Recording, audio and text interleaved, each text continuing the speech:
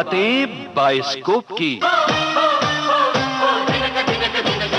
Bioscope की बातें।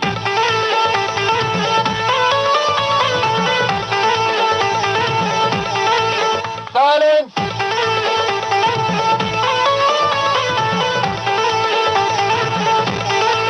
Action. Bioscope की बातें लेकर एक बार फिर हम हाजिर हैं अपने श्रोताओं के सामने। इस प्रोग्राम में हर हफ्ते आज ही के दिन पहले किसी एक फिल्म को लेकर उसकी अच्छी बुरी बातें करते हैं लोकेंद्र शर्मा। मुझे तो आप जानते ही हैं ना, मेरा नाम है रेनू बंसल। तो आइए पहले ये सुने कि आज लोकेंद्र शर्मा किस फिल्म की बातें कर रहे हैं।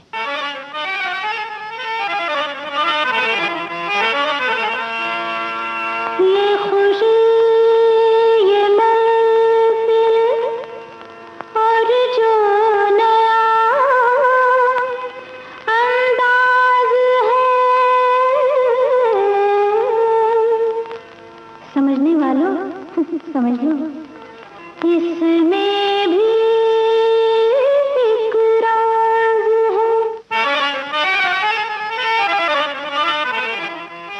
आज जिस फिल्म की बातें होने वाली हैं, उसकी कामयाबी कोई राज की बात नहीं है और ना ही उसके जिक्र से महफिल में कुछ अनहोनी होने वाली है।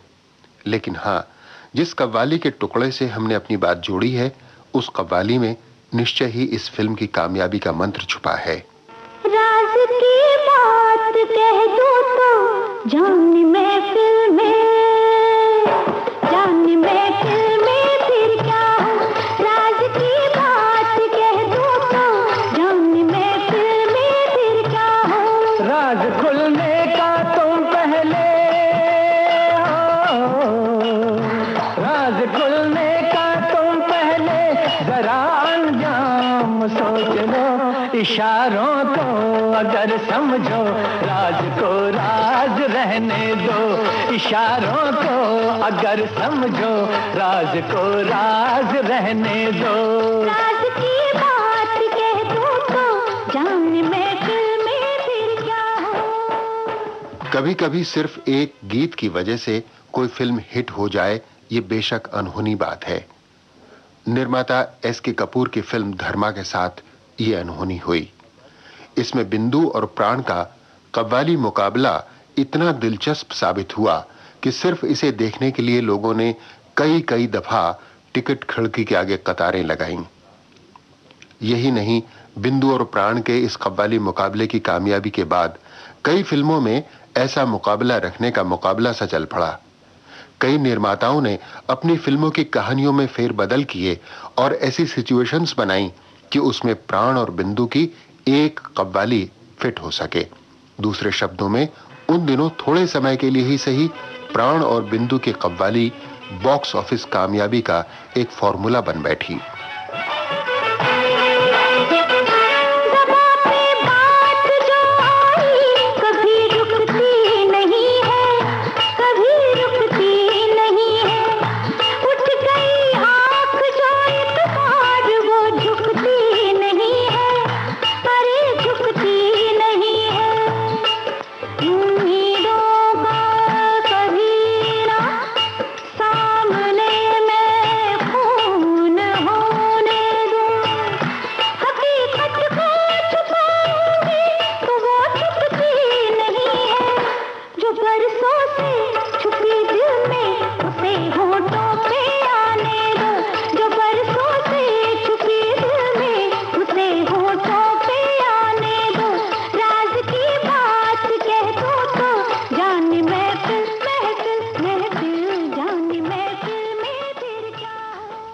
फिल्म धर्मा के निर्माता थे एस.के. कपूर। एस.के. कपूर बड़ी स्पीड से फिल्म बनाने वाले निर्माता माने जाते हैं। सन 1968 में उन्होंने अपनी पहली film night in London launch की थी। तब से आज तक इन 28.5 वर्षों में वे 18 फिल्में बनाकर रिलीज कर चुके हैं। एक मजे की बात यह भी है कि उनकी बनाई फिल्मों में पूरी तरह असफल कोई फिल्म नहीं हुई। सभी कमोबेश सफल रहीं और एस.के. फिल्म्स के बैनर को भरोसेमंद बैनर बनाती रहीं। इसका कारण शायद यह है कि निर्माता एस.के. कपूर फिल्म का पहला उद्देश्य मनोरंजन मानते हैं और मनोरंजन से भरपूर फिल्में ही वे बनाते हैं। अरे भाई चौधरायन, हमारा कोई घर में है? फरमाइए फरमाइए। इस कोठे की चौधरायन कहाँ है? ये कोठा जमुनाबाई का है और इस नाचिस को जमुनाबाई कहते हैं। इसमें हंसने की कौन सी बात है जी? बात यह है चौधरायन कि आप कौन से नंबर का खिजाब लगाती हैं, हमें भी बता दीजिए। नाचिस को भी इस चीज की बहुत जरूरत है। दिल लगी छोड़िए, कुछ काम की बातें कीजिए ना। अम्मा, दिल की लगी कोई और करता होगा। और काम की बात यह है चौधरायन कि तुम्हारी मुसीबत हमारे गले आन पड़ी अगर हमारी सुनो तो डाकू चंदन है ना, उसने हमें धमकी दी है कि तुम्हारे यहाँ कोई लड़की रहती है राधा, अगर हम उसे अपनी बेटी बनाकर नहीं रखेंगे तो हमारा जीना आराम कर देगा। अगर हमारी सुनो तो उसे बुला लो। राधा, राधा बेटी इधर आओ। चंदन डाकू ने इन्हें भेजा है। जीती रहो बेटी, जीती रहो। लेकिन हुजूर, राधा मेरी जिंदगी का सहारा है, आप मेरी गोद क्यों उजाड़ना चाहते हैं? खुदा पर भरोसा रखो, तुम्हारी गोद फिर से आबाद हो जाएगी। चौधरायन, तवायफ की गोद कभी नहीं उजड़ती। अलबत्ता एक शरीफ आदमी का घर एक डाकू के हाथों कभी भी उजड़ सकता है अगर हमारी सुनो तो। इसलिए चौधरायन, इस खाकसार को चंदन के हाथों खाक में मिलने से बचा लो। लेकिन हुजूर, आप मुसलमान, लड़की हिंदू, आप इसे अपने घर में कैसे रखेंगे? बेटी बनाकर रखेंगे अगर हमारी सुनो तो। ये राम राम करेगी, हम अल्लाह अल्लाह करेंगे। लेकिन ताज्जुब तो इस बात का है चौधरायन कि तुम मजहब का सवाल कर रही हो। अमा तुम्हारे कोठे पर आकर तो सब एक हो जाते हैं। उनका मजहब और धर्म तो तुम्हारी सीढ़ियों के नीचे रह जाता है। बाकी रहा तुम्हारा मजहब, वो तो पैसा है। पैसा पैसा बोलो अगर हमारी सुनो तो। पैसा? ये क्या फरमा रहे हैं आप? जिसे आप अपनी बेटी बनाकर ले जाना चाहते हैं, उसी की कीमत लगा रहे हैं। चौधरायन, कीमत शराफत की नहीं लगती, कीमत तो हम तुम्हारी लगा रहे हैं। हम तो एक शरीफ आदमी की तरह इसे बेटी बनाकर ले जा रहे हैं, और अगर हम ना ले गए तो डाकू चंदन इसे ले जाएगा। और ये भी याद रखो कि डाकू चंदन इसे एक शरीफ आदमी की तरह नहीं ले जाएगा अगर हमारी सुनो तो। इसलिए पैसे बोलो, पैसे। आप कितना दे सकेंगे? तुम कितना ले सकोगी? अजी मेरी छोड़िए, आप ऐसा कीजिए, 2 लाख रुपया दे दीजिए। 2 लाख बस? ये लो चौधरायन, 1 लाख। और ये लो पूरे 2 लाख। हमें तुम्हारी औकात पहले ही मालूम थी कि तुम इससे ज्यादा नहीं मांगोगी। चलो बेटी, उतरो इस नापाक जगह। अरे ये क्या कर रही है? खुदा के अलावा और किसी के सामने सर नहीं झुकाते। फिर मैं तो एक गुनहगार इंसान हूं। मेरे लिए आप इंसान नहीं, भगवान के समान हैं। अब चलो, अब बेटी। लेकिन हुजूर, इतना तो बता दीजिए, मेरी बच्ची को कहाँ लिए जा रहे हैं? अपनी कोठी ले जा रहे हैं, मलाबार हिल। नवाब सिकंदर मिर्जा की कोठी, जिससे पूछोगी बता देगा। लेकिन कभी पूछना नहीं अगर हमारी सुनो तो। एस.के. कपूर की फिल्मों की एक और विशेषता यह भी है कि उनमें प्राण की भूमिका अवश्य होती है, साथ ही अशोक कुमार की भी होती है। प्राण और अशोक कुमार उनके सबसे फेवरेट सितारे हैं। फिल्म धर्मा की सफलता के बाद अभिनेत्री बिंदु भी उनके कैंप की एक महत्वपूर्ण कलाकार बन गई और उनकी अधिकांश फिल्मों में बिंदु दिखाई देने लगी। एस.के. कपूर की फिल्मों की तीसरी विशेषता यह है कि उनकी हर फिल्म में या कव्वाली होगी या मुजरा होगा। फिल्म धर्मा में ये दोनों मौजूद थे। अरे साक़ी जो करती है बची बाकी, उसी को दौड़ चल जाए। उठा पर्दा देख जलवा के शीशे में, जवानी अब उतर जाए। अरे साक़ी।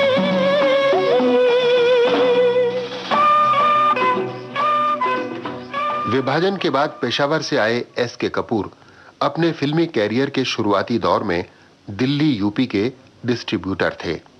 फिल्म निर्माण का शौक था, इसलिए बंबई आना जाना खूब रहता था। राज कपूर, शक्ति सामंत, पाची और प्राण जैसी कई जानी मानी फिल्मी हस्तियों से उनकी मित्रता भी हो गई थी। सन 1967-68 के दौरान अभिनेत्री माला सिन्हा के आग्रह पर उन्होंने फिल्म प्रोड्यूस करने का फैसला किया। यह फिल्म थी night in London. Story idea शक्ति सामंत का था। इस फिल्म की ज्यादातर शूटिंग विदेशों में हुई। फिल्म हिट तो नहीं थी, लेकिन फ्लॉप भी नहीं कही जा सकती। एस.के. कपूर को इससे ये लाभ जरूर हुआ कि वे फिल्म उद्योग में बतौर निर्माता स्थापित हो गए। सन 1971 में फिल्म धर्मा का निर्माण आरंभ हुआ और सन 1972 में ये फिल्म रिलीज भी हो गई। फिल्म की कहानी और निर्देशन चांद के थे। चांद साहब ने पहली बार जब धर्मा की कहानी निर्माता एस.के. कपूर को सुनाई थी तो वे विशेष प्रभावित नहीं हुए थे। ये फिल्म धर्मा नामक एक डाकू के कारनामों पर आधारित थी और इस भूमिका के लिए प्राण सबसे उपयुक्त लग रहे थे। एस.के. कपूर ने चांद को यह सुझाव दिया कि वो ये कहानी प्राण साहब को सुनाएं। यदि प्राण को कहानी और भूमिका जंच गई तो वे इसे अवश्य बनाएंगे। प्राण ने कहानी सुनी, कहानी उन्हें बहुत पसंद आई। उन्होंने फिल्म को और बेहतर बनाने वाले कुछ सुझाव भी दिए और अंत में धर्मा डाकू की भूमिका में अभिनेता प्राण को लेकर फिल्म धर्मा का काम आरंभ हो गया। बरखुरदार, अभी तुमने चंदन का एक ही रूप देखा है। चंदन के तो बहुत से रूप हैं। अगर हमारी सुनो तो। ओह, मतलब नवाब सिकंदर मिर्जा भी आप ही हैं? हाँ बरखुरदार, इसलिए अगर जिंदगी में कभी कोई तकलीफ आए तो चंदन के पास मत आना, सीधे नवाब सिकंदर मिर्जा की कोठी चले जाना।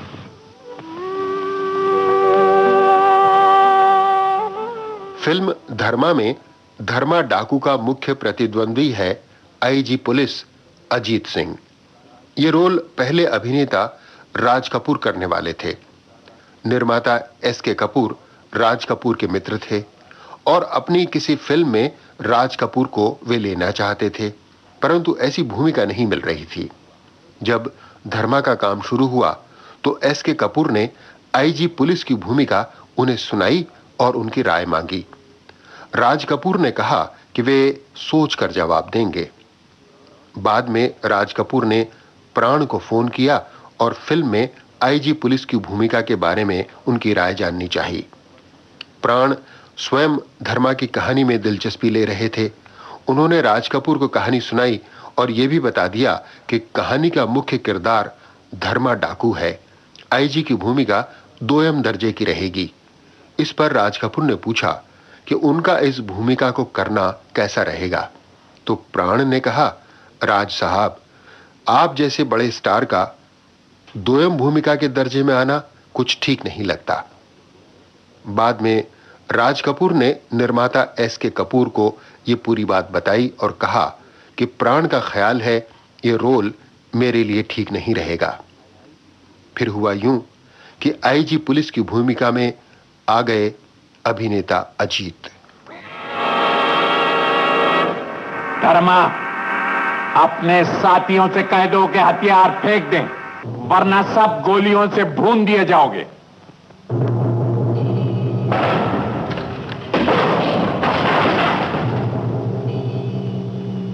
लो इंस्पेक्टर, हमने हथियार फेंक दिए।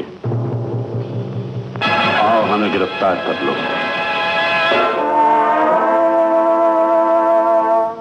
जय भवानी! पोजीशन! इंस्पेक्टर बाबू, बत्ती जलाने से धर्मा नहीं पकड़ा जाता। भाग जाओ। क्यों अपनी बीवी को विधवा बनाने की कोशिश कर रहे हो? यदि फिल्म धर्मा में पुलिस ऑफिसर की भूमिका में राज कपूर होते तो शायद कहानी में नए सिरे से कई फेरबदल करने पड़ जाते। प्राण की भूमिका भी तराशनी पड़ती। शायद कहानी का स्वरूप कुछ बदल जाता। बहरहाल फिल्म धर्मा के सिल्वर जुबली समारोह की ट्रॉफियां राज कपूर ने स्वयं अपने हाथों से वितरित की। उस अवसर पर उन्होंने स्वयं लोगों को बताया कि आईजी पुलिस की भूमिका पहले वे करने वाले थे, परंतु कुछ कारणों से नहीं कर सके। ये कारण क्या थे, ये राज कपूर ने नहीं बताया। ये राज की बात थी और इस राज को राज ही रहने दिया जाए तो बेहतर है। राज खुलने का तुम पहले जरा अंजाम सोच लो इशारों को अगर समझो, राज को राज रहने दो। इशारों को अगर समझो, राज को राज रहने दो। राज की बात कह दूं तो जान महफिल में फिर क्या हो।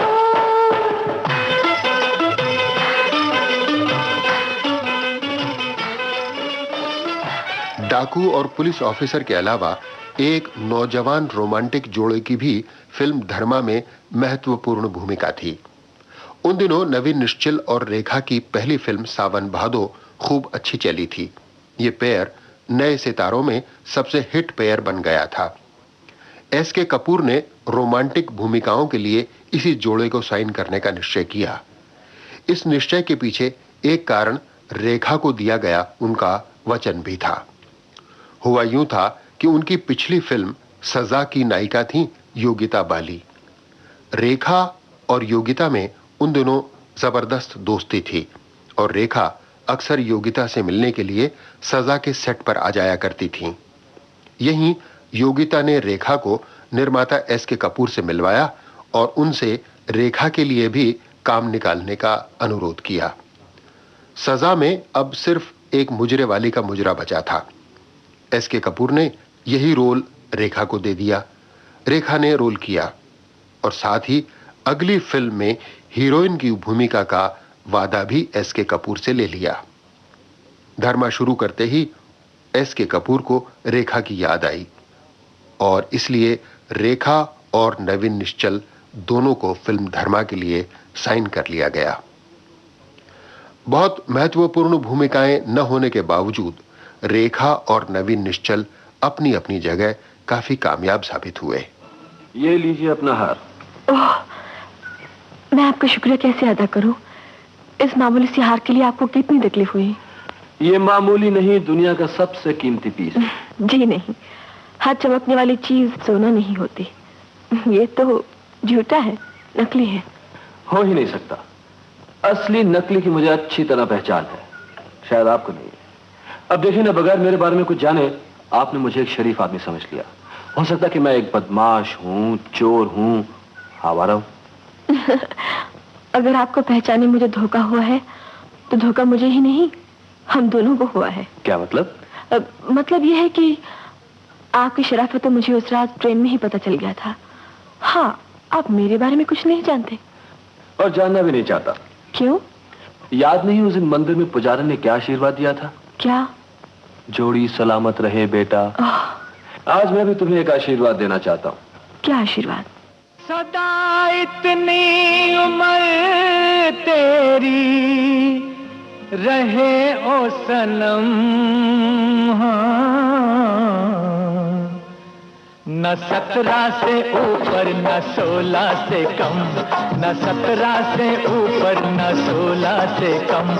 इसी उम्र में ढाते जाओ सितम। न 17 से ऊपर न 16 से कम, न 17 से ऊपर न 16 से कम।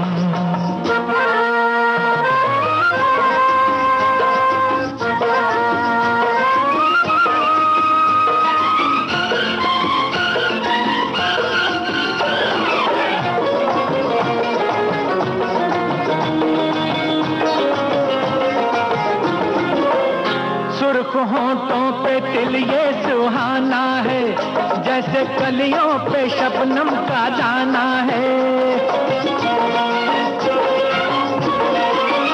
सुर्ख होंठों पे तिल ये सुहाना है, जैसे कलियों पे शबनम का दाना है। ये शबाब है हाय या गुलाब है, हिसाब कोई नहीं ये तो बेहिसाब है।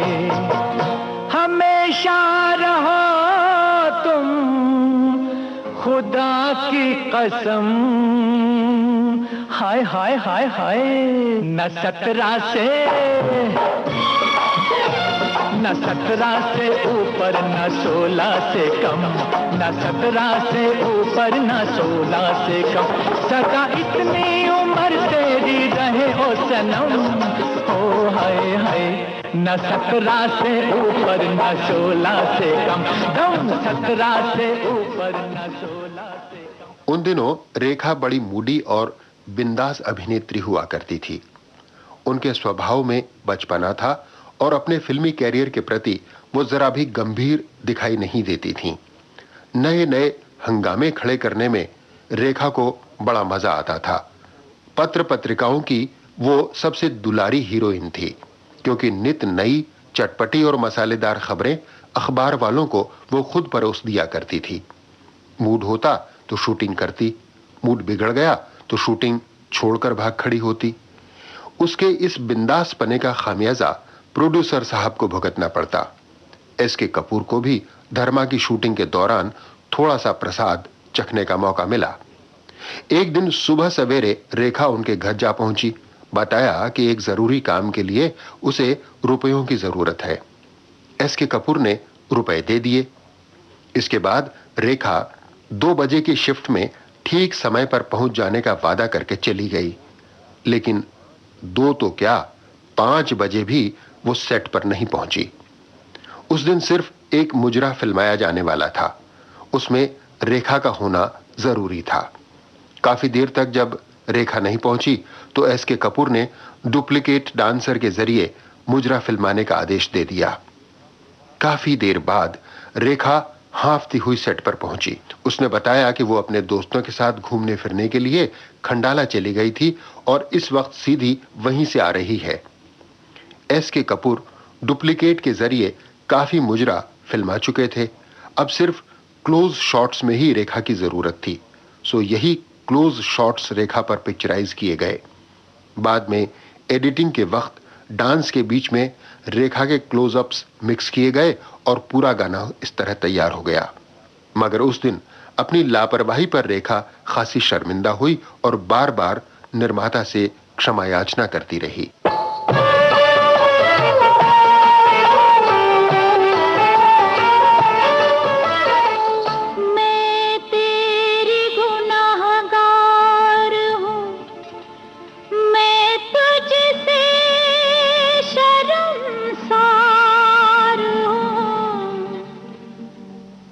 माफ कर नया, मैं फिर भी तेरा प्यार हूँ। पर माफ कर नया, मैं फिर भी तेरा प्यार हूँ। मैं तेरी गुनाहगार हूँ, मैं तुझसे शर्मसार हूँ। पर माफ कर नया, मैं फिर भी तेरा प्यार हूँ। पर माफ कर नया,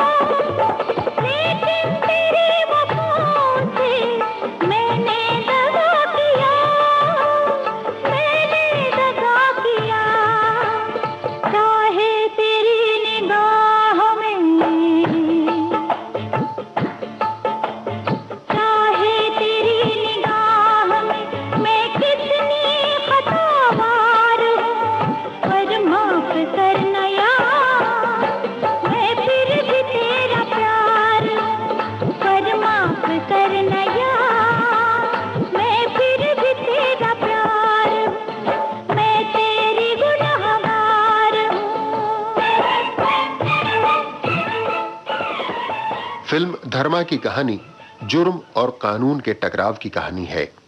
इस टकराव की बुनियाद में है इंतकाम की भावना। हम पहले ही बता चुके हैं कि निर्माता एसके कपूर की फिल्मों का मुख्य उद्देश्य मनोरंजन होता है। धर्मा की कहानी भी शुद्ध मनोरंजन को ध्यान में रखकर रची गई है। फिल्म के माध्यम से कोई आदर्श रखने या सामाजिक संदेश प्रस्तुत करने की खुशफहमी न निर्माता ने पाली और न ही निर्देशक चांद ने। फिल्मी भाषा में ऐसी फिल्मों को बी ग्रेड फिल्में कहा जाता है। फिल्म धर्मा का मुख्य किरदार है धर्मा डाकू। धर्मा कभी सेवक सिंह नाम का एक सीधा साधा किसान हुआ करता था। गर्दिश के चक्करों और हालात की भूल भुलैया में एक दिन वो बीहड़ लांघने पर मजबूर हो गया और फिर बन गया खूंखार डाकू धर्मा।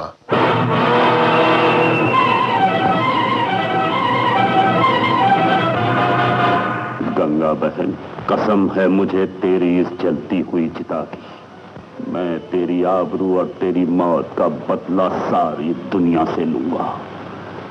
गंगा बहन, तेरी इस चिता के साथ तेरा भैया सेवक सिंह भी जलकर राख हो गया और इन शोलों से पैदा होगा। धर्मा को गिरफ्तार करने के लिए पुलिस ऑफिसर अजीत सिंह ने जाल बिछाया। सिपाहियों, बाहर आओ। मैं चाहता हूं कि आप लोगों को एक दफा फिर से समझा दूं। रात में हर शख्स अपनी अपनी जगह बहुत होशियारी से रहेगा।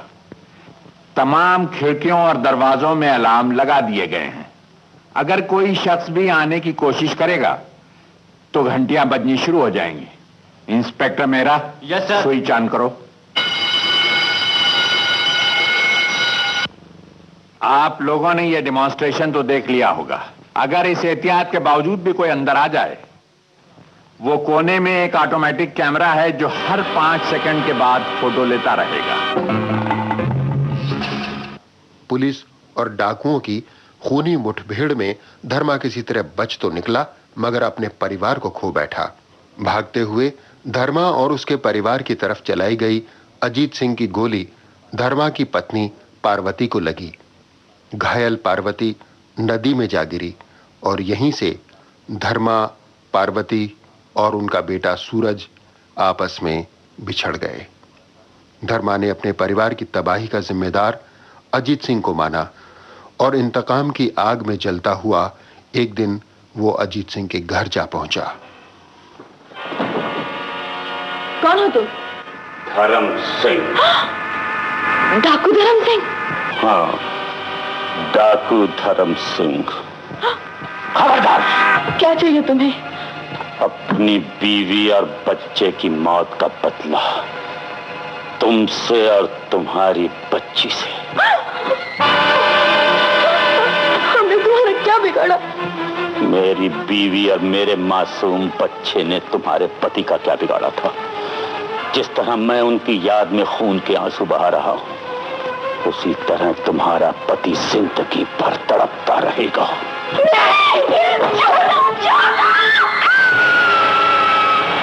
धर्मा ने अजीत सिंह के परिवार का भी वही हश्र करने का इरादा किया जो अजीत सिंह ने उसका किया था। धर्मा चाहता था कि वो अजीत सिंह को भी अपने परिवार के लिए खून के आंसू बहाता हुआ देखे। वो वेश बदलकर शहर आ गया और यहीं कहानी में एक नए और दिलचस्प किरदार का प्रवेश हुआ जिसका नाम था नवाब सिकंदर मिर्जा। कमाल है जनरल साहब, आज सारी दुनिया में दिवाली के दिए जगमगा रहे हैं और आप अपने घर में अंधेरा किए बैठे हैं। वो कमबख्त दिवाली की रात थी जब डाकू धर्म सिंह ने मेरी बीवी का कत्ल किया था और मेरी बच्ची को उठाकर ले गया था। उसे भी खत्म कर दिया होगा। खुदा ना ख्वास्ता ऐसा ना कहिए जनरल साहब, खुदा पर भरोसा रखिए। हो सकता है कि आपके घर का चिराग कहीं और रोशन हो। नहीं नहीं नवाब साहब, आप डाकू धर्म सिंह को नहीं जानते। दरिंदों के सीने में भी दिल होता है, लेकिन डाकू धर्म सिंह के सीने में दिल नाम की कोई चीज नहीं थी। जनरल साहब, आज जिस तरह से सारी बत्तियां बुझाकर आप रो रहे हैं, हो सकता है कि वो कमबख्त धर्म सिंह भी न जाने कितनी रातें इस तरह रोया होगा। आपको कैसे मालूम नवाब साहब? ये तो बड़ी सीधी सी बात है जनरल साहब। धर्म सिंह कोई पागल तो होगा नहीं जो खामखा आपका घर उजाड़ देता। अगर हमारी सुनो तो आपने जरूर उसे कुछ नुकसान पहुंचाया होगा। दुरुस्त है आपका ख्याल। एक रात धर्म सिंह किसी का कत्ल करके भागा जा रहा था और मैं उसका पीछा कर रहा था। मैंने उस पर गोली चलाई। इत्तेफाक से वो गोली उसकी बीवी को लग गई। उसकी बीवी और बच्चा दोनों नदी में गिरकर डूब गए। अभिनेता प्राण ने इस फिल्म में डाकू धर्मा, नवाब सिकंदर मिर्जा और चंदन, ये 3 अलग अलग रोल किए हैं। तीनों भूमिकाओं में प्राण ने खासा वेरिएशन दिया है। खासकर सिकंदर मिर्जा के रूप में वे दर्शकों के दिलों पर छा गए। इधर धर्मा का बेटा सूरज बाप से बिछड़कर फुटपाथ पर पला और बड़ा हुआ और एक दिन शातिर चोर बन गया। इस चोर का नाम था राजू। उधर धर्मा की वजह से पुलिस ऑफिसर अजीत सिंह की बेटी राधा भी घर से बेघर हो गई और हालात की धूप जहां से गुजरती हुई जमुना बाई के कोठे पर पहुंच गई और नाचने वाली बन गई। निशानी बड़ी मेहरबानी है, दिल ले जा निशानी बड़ी मेहरबानी, तेरी जीगी जुग जुग जवानी, ओ मेरे दिल जानी, तेरी जीगी जुग जुग जवानी, ओ मेरे दिल जानी। हाय वे सुन सजना, वे सुन मखना, तू याद रखना कि यारी टूट ना जाए। वे सुन सजना, वे सुन मखना, तू याद रखना कि यारी टूट ना जाए। वे सुन सजना।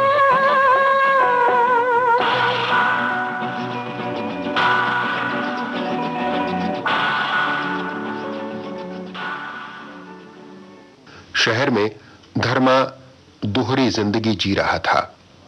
एक और तो वो नवाब सिकंदर मिर्जा के रूप में शराफत का पुतला बना फिरता और दूसरी तरफ चंदन के रूप में लूटमार और चोरी चकारी का धंधा करता। चंदन की, जिसे दुनिया चंदन डाकू के नाम से जानती, और चंदन किसी का एहसान अपने सर पर नहीं रखता। मांगो क्या चाहती हो? मैं जो मांगूंगी वो आप दे सकेंगे? मांग कर देखो। 10, 20, 25, 50,000, 1 लाख। मुझे पैसों की जरूरत नहीं। तो आपके कोटे पर पैसा घुंघरुओं की झनकार के साथ बरसता है। जब चाहूं बटोर सकती हूँ। फिर क्या चाहिए? इज्जत चाहिए, जो इस बाजार से बहुत दूर है। आप साथ जानिए, मैंने आज तक इज्जत का सौदा नहीं किया है। आवाज बेची है, अदाएं बेची है। आप मुझे एक औरत की जिंदगी दे सकते हैं, एक शरीफ घर दे सकते हैं। आप मुझे इस पाप के दलदल से निकाल सकते हैं। तुम में किसी शरीफ का खून है। ये तुम्हारे खून और आत्मा की पुकार है। मैं वादा करता हूं, जो कुछ तुम मांग रही हो मैं तुम्हें उसी तरह दूंगा जिस तरह एक बाप अपनी बेटी को जहेज देता है। कल सुबह एक शरीफ आदमी तुम्हें लेने आएगा। बेझिझक उसके साथ चली जाना। इसी चक्कर में उसकी मुठभेड़ हुई राजू से। राजू शातिर चोर तो था ही। दोनों में पहले टकराव हुआ, मगर बाद में समझौता हो गया। मैंने तो सुना था डाकू अपने वचन के पक्के होते हैं, मगर तुम तो। ये लो अपनी फीस, गिन लो।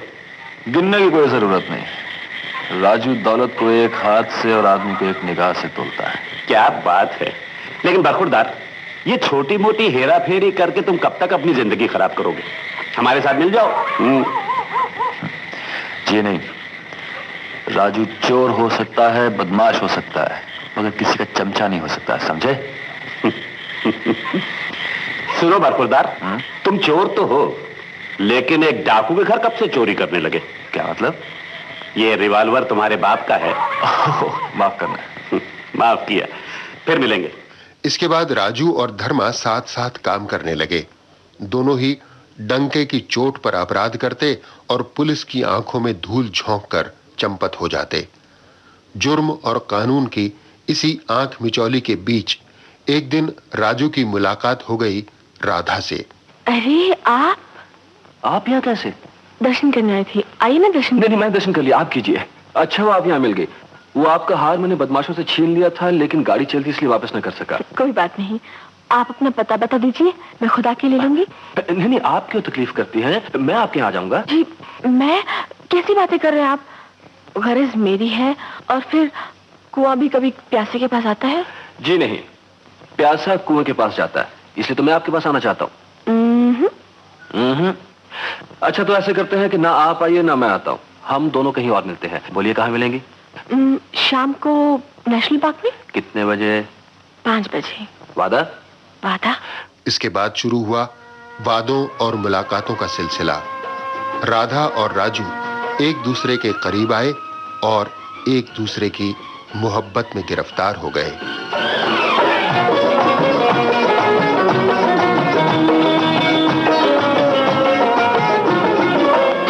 सुर्ख होंठों पे तिल ये सुहाना है, जैसे कलियों पे शबनम का दाना है।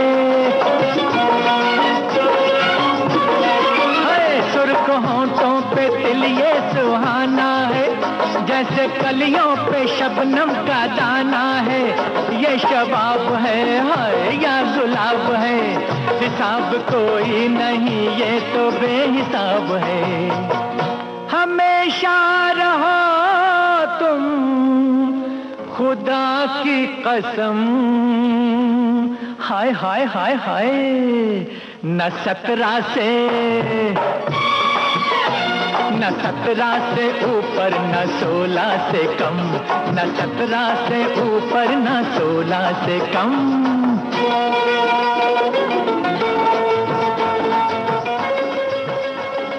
राजू राधा की असलियत नहीं जानता था और न ही राधा को राजू की हकीकत का पता था। दोनों ने एक दूसरे को लेकर अलग अलग मुगालते पाल रखे थे, मगर सच्चाई आखिर कब तक छुपाई जा सकती है। एक दिन जमुना बाई के कोठे पर राजू ने राधा का असली चेहरा देख लिया और एक दूसरे की सच्चाई जानकर दोनों ही असमंजस की स्थिति में घिर गए।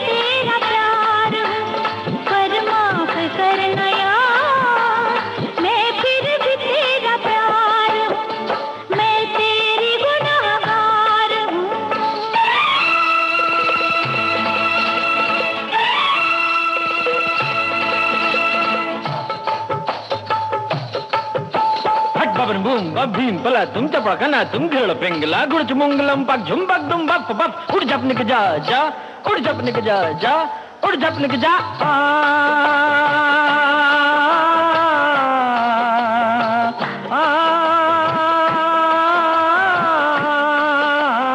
तू कौन है मैं कौन हूँ इस बात से न डर, तू कौन है मैं कौन हूँ इस बात से न डर। जा तुझको माफ कर दिया तू मुझको माफ कर, तू मुझको माफ कर। दिल भर मेरा बेचैन है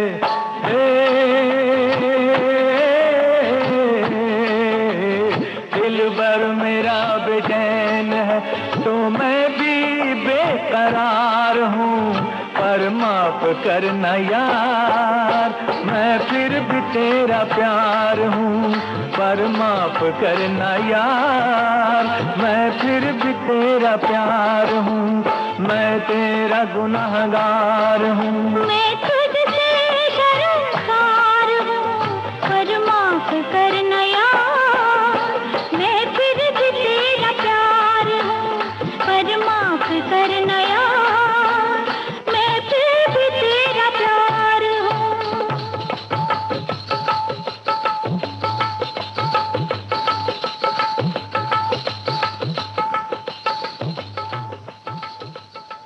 इसी घटना में राधा के कारण राजू और चंदन की जान भी बची। चंदन उर्फ धर्मा ने राधा को इस एहसान का बदला चुकाने के लिए राधा से कुछ भी मांग लेने को कहा। मांगो, क्या चाहती हो? मैं जो मांगूंगी वो आप दे सकेंगे? मांग कर देखो। 10, 20, 25, 50,000, 1 लाख। मुझे पैसों की जरूरत नहीं। तो आपके कोटे पर पैसा घुंघरुओं की झनकार के साथ बरसता है, जब चाहूं बटोर सकती हूँ। फिर क्या चाहिए? इज्जत चाहिए, जो इस बाजार से बहुत दूर है। आप सब जानिए, मैंने आज तक इज्जत का सौदा नहीं किया है। आवाज बेची है, अदाएं बेची हैं। आप मुझे एक औरत की जिंदगी दे सकते हैं, एक शरीफ घर दे सकते हैं। आप मुझे इस पाप के दलदल से निकाल सकते हैं। तुम में किसी शरीफ का खून है, ये तुम्हारे खून और आत्मा की पुकार है। मैं वादा करता हूं, जो कुछ तुम मांग रही हो मैं तुम्हें उसी तरह दूंगा जिस तरह एक बाप अपनी बेटी को जहेज देता है। कल सुबह एक शरीफ आदमी तुम्हें लेने आएगा, बेझिझक उसके साथ चली जाना। चंदन अगले ही दिन सिकंदर मिर्जा के वेश में जमुना बाई के कोठे पर गया और राधा को अपनी बेटी बनाकर घर ले आया। चलो बेटी, उतरो इस नापाक जगह। अरे ये क्या कर रही है? खुदा के अलावा और किसी के सामने सर नहीं झुकाते। फिर मैं तो एक गुनहगार इंसान हूँ। मेरे लिए आप इंसान नहीं, भगवान के समान हैं। आओ, चलो आओ। लेकिन हुजूर, इतना तो बता दीजिए, मेरी बच्ची को कहाँ लिए जा रहे हैं? अपनी कोठी ले जा रहे हैं, मलाबार हिल। नवाब सिकंदर मिर्जा की कोठी, जिससे पूछोगी बता देगा। लेकिन कभी पूछना नहीं, अगर हमारी सुनो तो। आओ बेटा, आओ, चलो। सिकंदर मिर्जा के रूप में चंदन को आईजी अजीत सिंह की दोस्ती हासिल हो गई। एक दिन अजीत सिंह ने चंदन के घर में राधा को देखा। राधा की शक्ल हूबहू उनकी स्वर्गीय पत्नी से मिलती थी। अजीत सिंह को लगा कि हो न हो राधा उन्हीं की खोई हुई बेटी है। तफ्तीश के बाद जब यही बात सच निकली तो अजीत सिंह अपनी बेटी को अपने घर ले आए। ये कमरा तुझे पसंद है? बहुत पसंद। बेटे, मैं अपनी स्कूलिया को पाने की खुशी में एक बहुत बड़ी दावत करना चाहता हूँ, जिसमें शहर के बड़े बड़े लोग आएंगे और उन सब के सामने मैं ये कहूँगा, ये है मेरी बेटी राधा। लेकिन डैडी, दावत की क्या जरूरत है? दावत की क्या जरूरत है? अरे पगली, तुझे क्या मालूम दावत की क्या जरूरत है? आदाब अर्ज करता हूँ जनरल साहब। आदाब अर्ज नवाब साहब, कैसे मिजाज हैं? बस आपकी दुआ है। माशाअल्लाह माशाअल्लाह, एक ही चिराग के आने से कितनी रवन्नक हो गई आपके इस तारीख मकान में। राधा को उसकी खोई हुई खुशियां वापस मिल गई। पिता का साया मिला और साथ ही अपना घर भी। मगर इन सब से बढ़कर राधा को मिला अपने महबूब राजू का प्यार।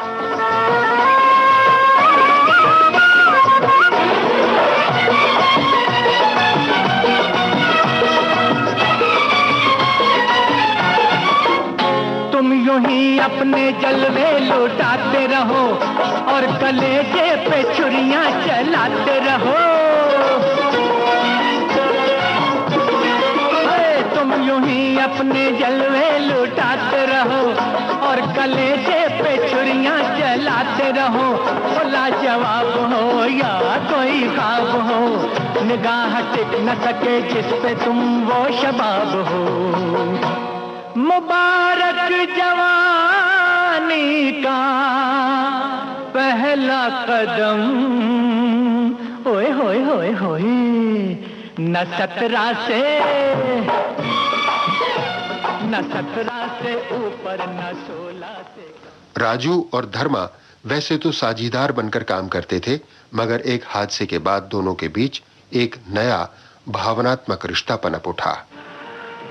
आपने मेरी जान बचाकर मुझे खरीद लिया है। आप तो बच गए, पर आपके एहसान ने मुझे मार डाला। आज से राजू की जिंदगी आपकी है। राजू, आप रो क्यों रहे? अरे पगले, मैं कब नहीं रोया। एक पुरानी याद हमेशा मुझे खून के आंसू रुलाती रही। कैसी याद? बच्चे की। मेरे भी एक बेटा था। आज वो होता तो तुम्हारी उम्र का होता, लेकिन अब इस दुनिया में ऐसा कोई नहीं जिसे मैं अपना बेटा कह सकूं। राधा को राजू का काम पसंद नहीं था। उसके बार बार कहने और समझाने पर राजू ने आखिर जुर्म की दुनिया से नाता तोड़ लेने का फैसला कर लिया। आईजी अजित सिंह अपनी खोई हुई बेटी राधा को वापस पाकर बहुत प्रसन्न थे।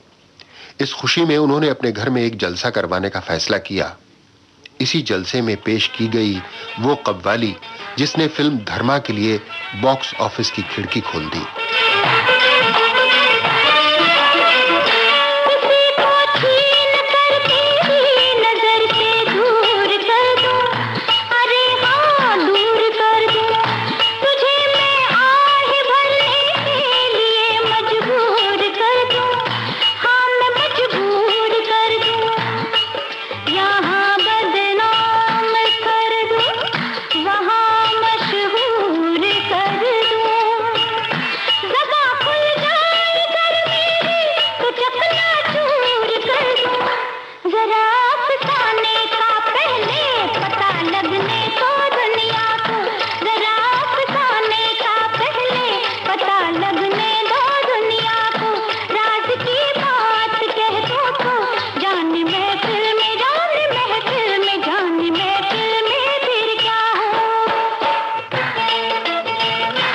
सूरज चांद और तारे चले मेरे इशारों पर, चले मेरे इशारों पर। हुकूमत है मेरी दरिया समंदर और किनारों पर, समंदर और किनारों पर। मैं अपने हाथों से इस दुनिया की तकदीर लिखता हूँ, मगर फिर तरस आता है तेरे जैसे विचारों पर। नहीं पैदा हुआ कोई जो रोके मेरी राहों को, नहीं पैदा हुआ कोई जो रोके मेरी राहों को। इशारों को अगर समझो राज को राज रहने दो। आईजी अजित सिंह के घर पर होने वाले जलसे में जो तवायफ मुजरा करने पहुंची वो राधा को पहले से जानती थी।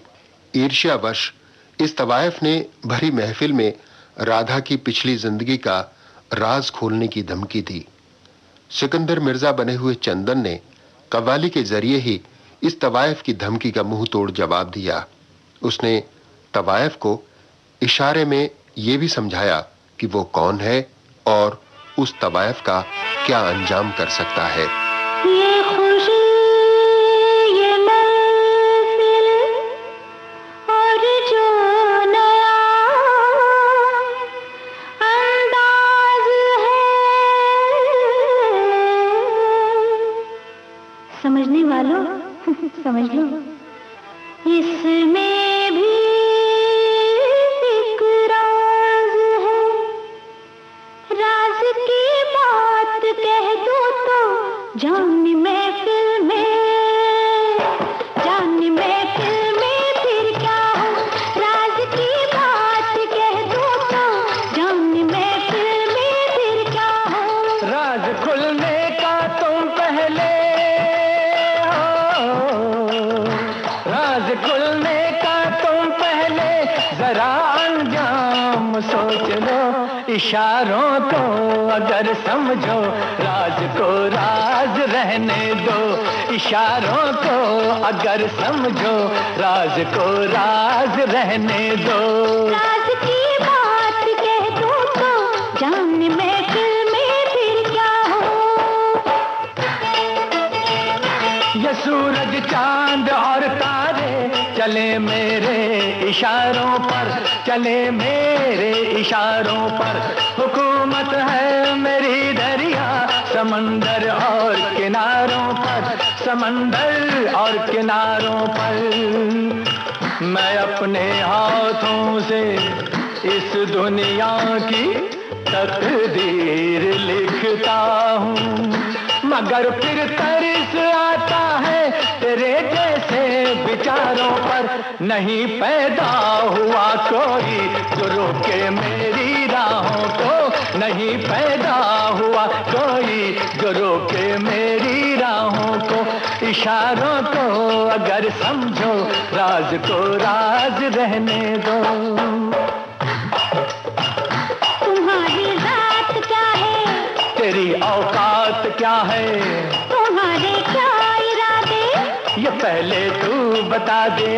हुस्न की मार बुरी है, इश्क की खार बुरी है, नजर का तीर जो छोड़ूं, तीर को ऐसे तोड़ूं, अगर घूंघट उठा दूं, तो मैं आंखें लड़ा दूं।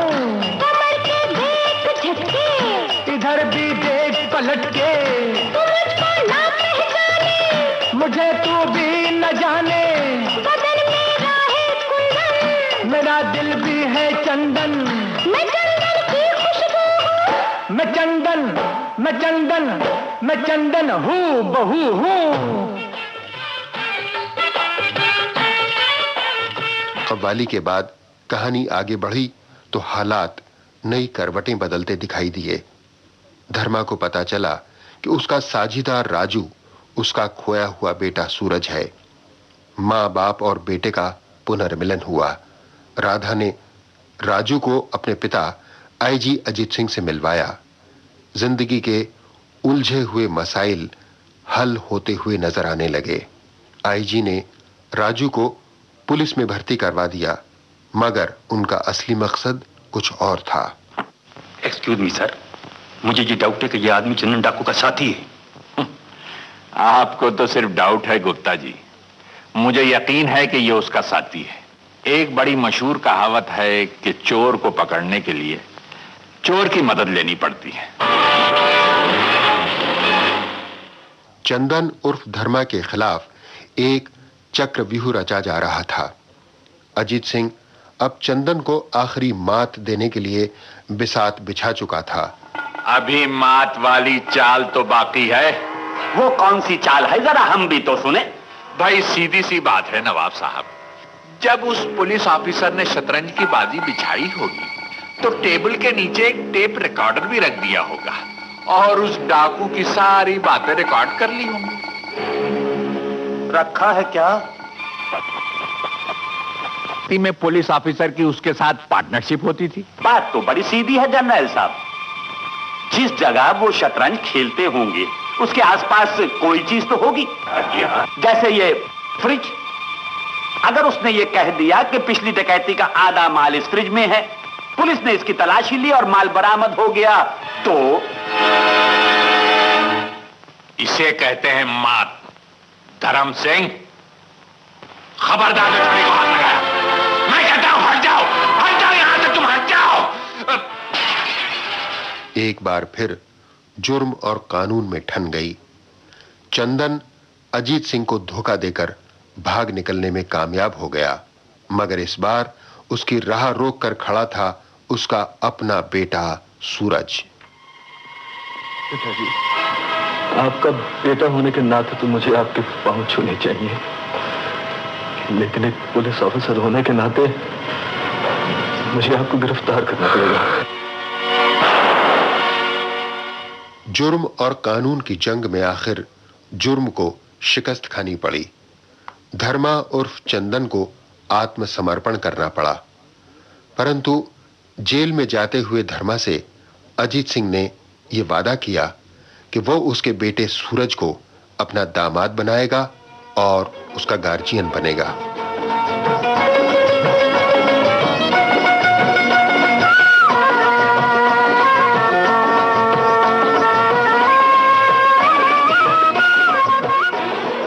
फिल्म धर्मा की खूबी यह है कि यह फिल्म कोई भी गहरी बात कहने की बजाय सीधा साधा मनोरंजन दर्शकों के आगे परोसती है।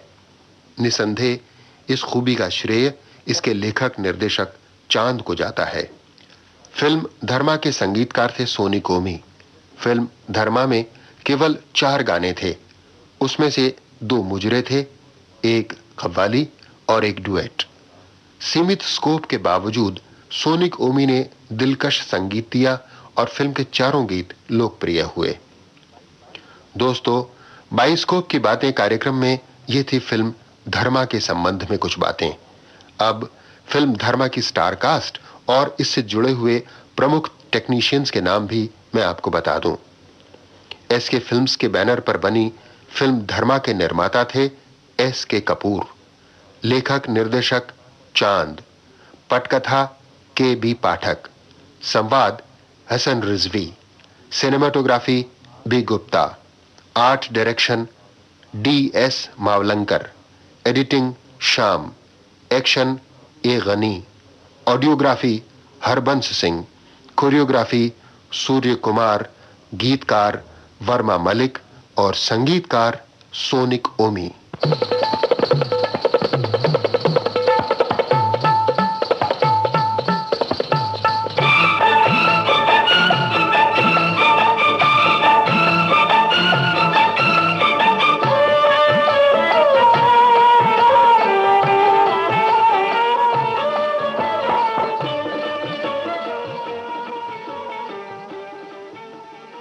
ये थी फिल्म धर्मा की बातें। फिल्म धर्मा की मजेदार जानकारी बटोरी संतोष साह ने, डायलॉग्स और गीतों के साथ सजाकर ये बातें प्रस्तुत की लोकेंद्र शर्मा ने। यूं हर बार उनके मददगार होते हैं पीके नायर, लेकिन इस बार उनकी मदद करने का मौका मिला मुझे यानी रेनू बंसल को। तो अब समय भी समाप्त और बातें भी समाप्त। दीजिए इजाजत, अगले हफ्ते तक आप सभी को हमारा नमस्कार। बाइस्कोप की बातें एक दिन